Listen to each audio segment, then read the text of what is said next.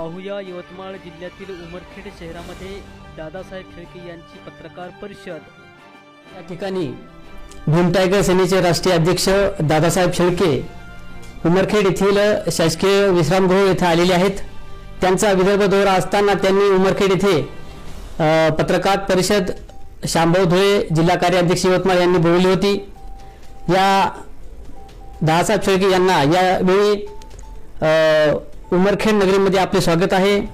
तसेच महाराष्ट्रात ज्वलंत असा प्रश्न निर्माण झाला आहे की RSSच्या नेत्यांनी संविधानातील धर्मनिरपेक्ष व समाजवाद हे शब्द काढून टाका, याबद्दल आपले मत या ठिकाणी आपण व्यक्त करावे। जय भीम, जय संविधान। आपल्या सर्वाला माहीतच असेल की एक राष्ट्रीय स्वयंसेवक संघाचे कार्यवाह दत्तात्रय होसबळे नावाच्या एका व्यक्तीने ज्या इंदिरा गांधी देशाच्या पंतप्रधान असताना त्यांनी 1975 ते 77 पर्यंत जी या देशामध्ये आणीबाणी लागू केलेली होती, त्याला 50 वर्षे पूर्ण झाल्याबद्दल RSSनी दिल्लीमध्ये कार्यक्रमाचं आयोजन केलेलं होतं आणि त्या कार्यक्रमात बोलताना RSSचे कार्यवाह दत्तात्रय होसबळे यांनी एक स्टेटमेंट केलं आणि ते एक धक्कादायक होतं। ते संविधानाला छेद देणार होतं, तडा देणार होतं। तर ते वक्तव्य असं होतं, त्या कार्यक्रमात ते असं म्हणाले की जे संविधानाचं प्रेमबल आहे, ज्याला संविधानाचा आत्मा असं म्हणतात, ज्याला संविधानाची चावी असं म्हणतात, असं प्रेमबल, प्रास्ताविका, उद्देशिका यातला जो अत्यंत महत्त्वाचा शब्द आहे धर्मनिरपेक्ष आणि समाजवाद, हे दोन्ही शब्द काढून टाकण्यात यावे। पहिल्यांदा मी त्यांच्या या वक्तव्याचा भीम टायगर सेनेचा राष्ट्रीय अध्यक्ष दादासाहेब शेळके या नात्याने मी जाहीर निषेध करतो आणि त्यांचा हे वक्तव्य करण्यापाठीमागचा हेतू या देशाला हिंदू राष्ट्र करणे होय आणि हिंदू राष्ट्र करण्याच्या मानसिकतेमधून हे त्यांचं स्टेटमेंट आलेलं आहे असं माझं स्पष्ट मत आहे। RSSच्या ज्या नेत्यांनी धर्मनिरपेक्ष व समाजवाद या शब्द काढून टाकण्यासंदर्भामध्ये जे वक्तव्य केलं, त्यामध्ये पूर्वी हे शब्द नव्हते का त्याच्यामध्ये, असं माझं म्हणणं आहे। मुळात जे RSSचे कार्यवाह आहेत त्यांनी प्रास्ताविकामधील धर्मनिरपेक्ष शब्द आणि समाजवाद हे दोन शब्द काढून टाकण्याची मागणी केलेली आहे।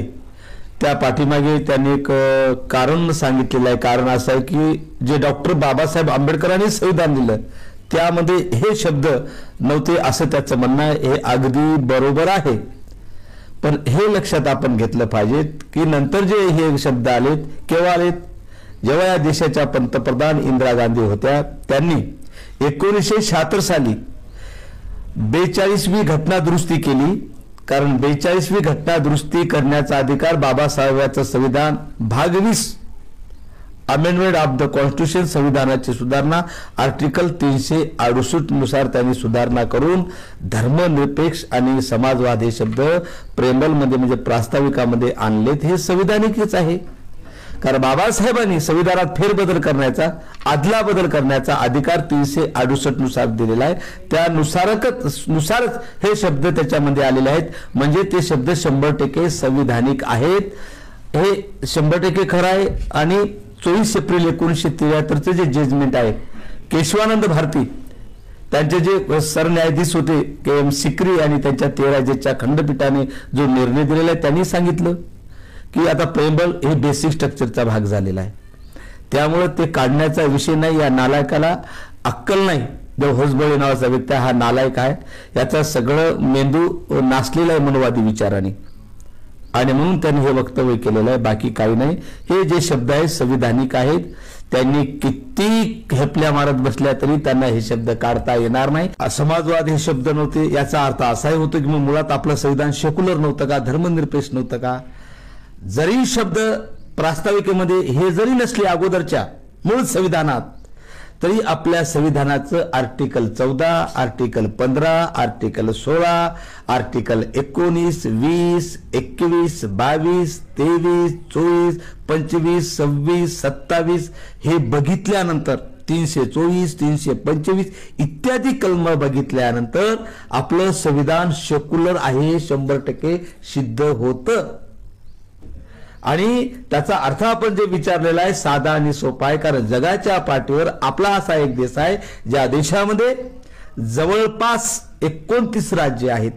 आपल्या देशामध्ये जवळपास 10 धर्म आहेत, 7,500 जाती आहेत, शेकडो प्रथा परंपरा आहेत.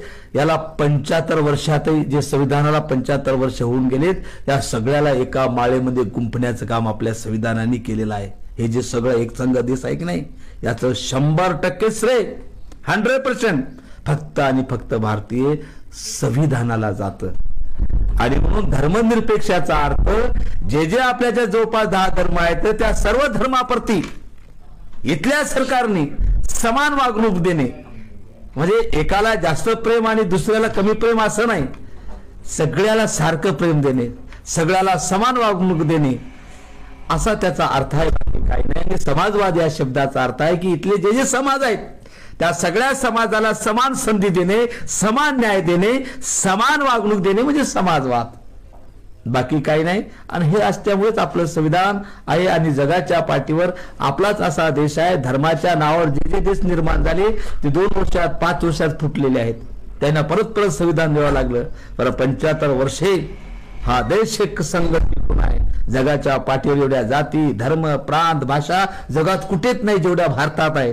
तरी माझा देश एक संघ आहे ते फक्त माझ्या डॉक्टर बाबासाहेब आंबेडकरांच्या संविधानामुळे. कारण हे जे शब्द आहेत हे एकमेकाबद्दल आपुलकी निर्माण करतात, एकमेकाला जवळ करतात. हे यायला करायचं नाही कोणाला, RSS वाल्या, कारण त्यांना हिंदू राष्ट्र करायचं आहे.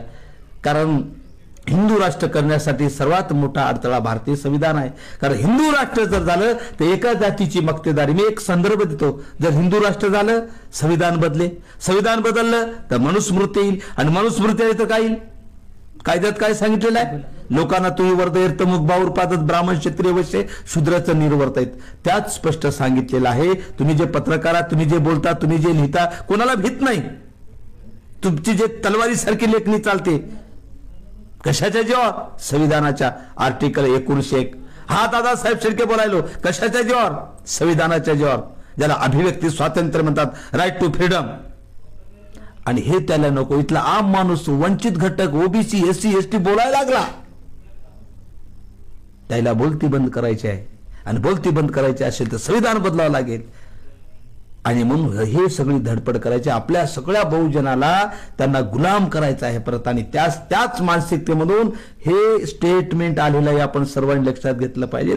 आणि म्हणून यांचा उद्देश आणून पाडायचा असेल तर फक्त भीम टायगर सेनेची जबाबदारी नाही. जे जे संविधान मानतात, जे जे फुलेशाह आंबेडकर, शिवाजी महाराजांचे विचार मानतात, अण्णाभाऊ साठे, अहिल्याबाई होळकर, संत बसवेश्वर, सगळे जे आमचे महापुरुष आहेत, जे शिवलाल, अब्दुल कलाम इत्यादी इत्यादी, ह्या सगळ्याची ही लढाई आहे.